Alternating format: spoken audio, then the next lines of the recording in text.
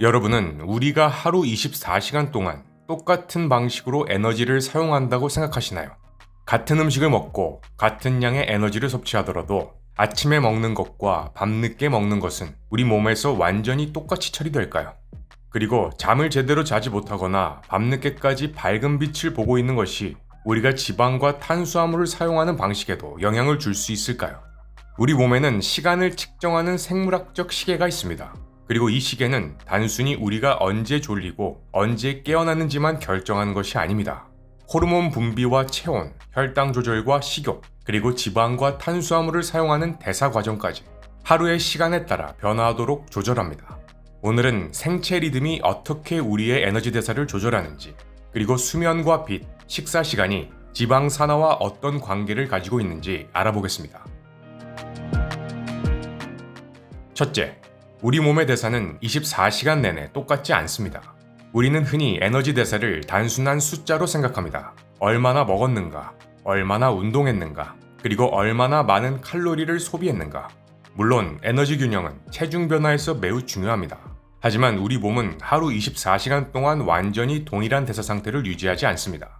체온과 혈압, 호르몬 분비와 혈당 조절처럼 에너지 대사 역시 일주기 리듬의 영향을 받습니다. 우리 몸이 탄수화물과 지방을 사용하는 방식도 시간에 따라 달라질 수 있습니다. 즉, 우리의 대사는 단순히 무엇을 먹었는가에만 반응하는 것이 아니라 언제 깨어있고, 언제 자고, 언제 빛을 보고, 언제 음식을 먹었는가와도 연결되어 있습니다. 둘째, 뇌에는 우리 몸의 시간을 맞추는 중앙 시계가 있습니다. 우리 뇌의 시상하부에는 식교차 상액, 영어로는 Suprachiasmatic Nucleus, 줄여서 SCN이라고 부르는 작은 영역이 있습니다. SCN은 우리 몸의 대표적인 중앙 생체 시계입니다. 눈으로 들어오는 빛 정보는 망막을 통해 SCN으로 전달됩니다. 그리고 이 정보를 이용해 우리 몸은 지금이 낮인지 밤인지 판단합니다. 이 과정은 멜라토닌 분비와 수면뿐만 아니라 체온과 코티졸, 자율신경계와 다양한 대사 과정의 일주기 리듬을 조정하는 데 관여합니다. 따라서 빛은 단순히 사물을 보기 위해 필요한 것이 아닙니다. 우리 몸의 생물학적 시간을 맞추는 가장 강력한 환경 신호 중 하나입니다. 셋째, 생체 시계는 뇌에만 존재하지 않습니다. 여기서 더욱 흥미로운 사실이 있습니다. 생체 시계는 뇌에만 있는 것이 아닙니다. 간과 골격근, 지방 조직과 췌장을 포함한 여러 말초 조직에도 자체적인 분자 시계가 존재합니다. 이 과정에서 중요한 역할을 하는 것이 클락과 BMLA1 같은 시계 단백질입니다. 이 단백질들은 서로 상호작용하면서 수많은 유전자의 활동이 하루 동안 일정한 리듬을 갖도록 조절합니다. 그리고 그 중에는 에너지 대사와 관련된 유전자들도 포함되어 있습니다. 포도당 대사와 지방 대사, 미토콘드리아 기능과 에너지 생성 과정 역시 이러한 생체 리듬과 연결되어 있습니다. 즉, 우리 몸에는 하나의 시계만 존재하는 것이 아니라 뇌의 중앙 시계와 각 조직에 존재하는 수많은 말초 시계가 서로 협력하고 있는 것입니다.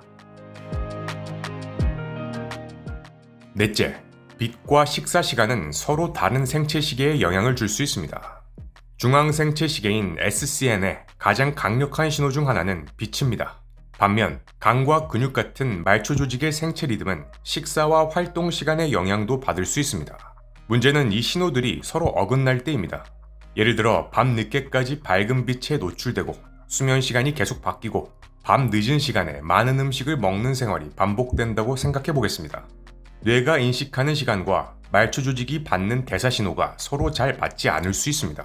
이러한 상태를 Circadian Misalignment, 즉 생체 리듬의 불일치라고 합니다.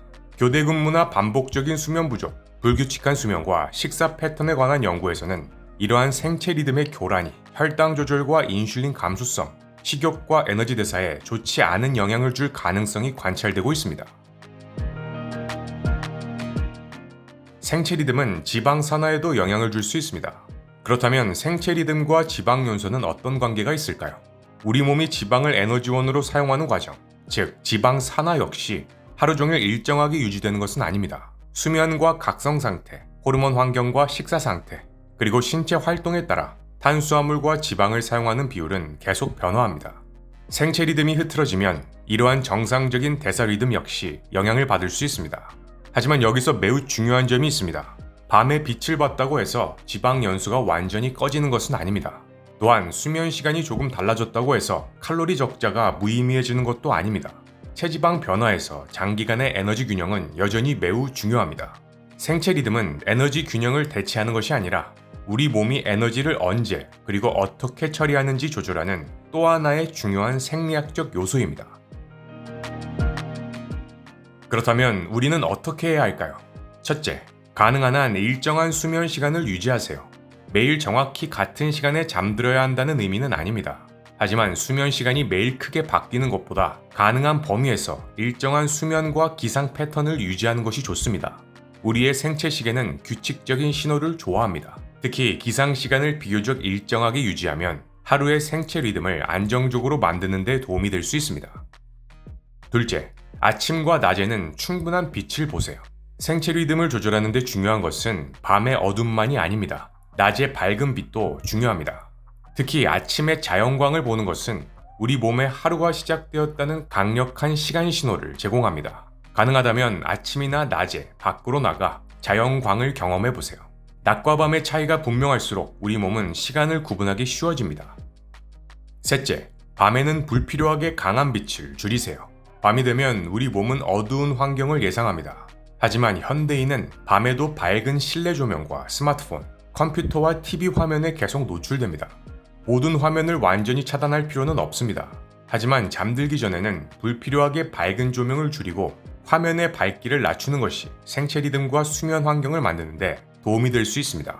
중요한 것은 스마트폰 하나가 지방 연소를 막는다는 것이 아닙니다. 밤에는 밤다운 환경을 만드는 것입니다. 넷째, 늦은 밤에 과도한 식사를 습관화하지 마세요. 우리 몸은 음식의 양뿐만 아니라 음식이 들어오는 시간에도 반응합니다.